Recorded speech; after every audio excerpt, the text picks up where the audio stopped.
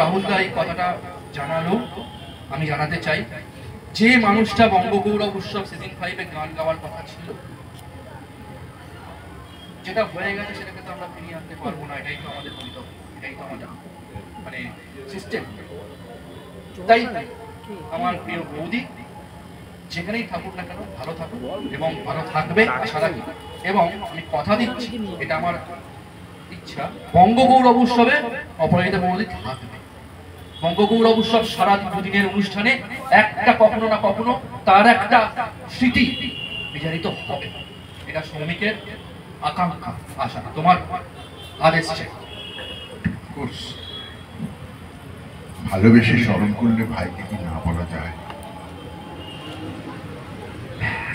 যাই হোক,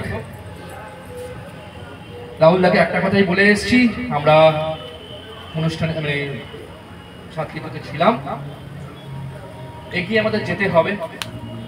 প্রত্যেকেরই একটা যাওয়া আসা আছে, তার ডাক মেনে নিতে হবে, কিন্তু আমাদের চলতে হবে। কারণ আমরা কাজের মধ্যে থাকলে ভালো কাজে সেই মানুষটাও শান্তি পাবে। সেই মানুষটাও কাজের মানুষ ছিল, কাজ ভালোবাসতো, সংস্কৃতি ভালোবাসতো। আমাদের এইটাই এখন পাও না কেন? আজকালকার জেনারেশন এই সংস্কৃতি উপর করতে পারছি না। আমরা তাদের করার চেষ্টাই আমরা করছি যতটা পারি। যাক, আমাদের জীবনটা আমরা সংস্কৃতি দিয়ে যাই না, ভালোবাসি। আর তাহলে এরা বললো, সবাই যেটা বলছে, বলো কলকাতা পরিবার আর বঙ্গগৌরব নট অ্যাওয়ার্ড, বঙ্গগৌরব উৎসব উৎসব, পরিবারের উৎসব। আমাদের কোনো ঝাঁ চমকানো আলো নেই, আমাদের ঝাঁ চকচকে বড় ব্যাপার স্যাপার নেই, আমাদের কোনো ব্যাকগ্রাউন্ডও নেই স্ট্রং। আমাদের যেটা আছে এই চওড়া চওড়া বুকের আন্তরিক ভালোবাসা।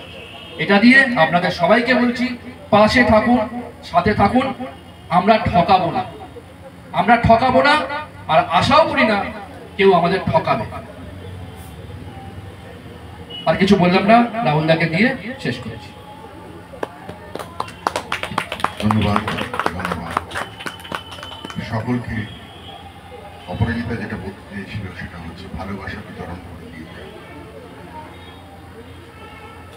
শুভকামনা জানিয়েছে, ভালো থাকুন, সুস্থ থাকুন, সাবধানে থাকুন। আমি ডেকে নেব, আমি রাহুলদাকে বসাতে বলবো ভেতরে।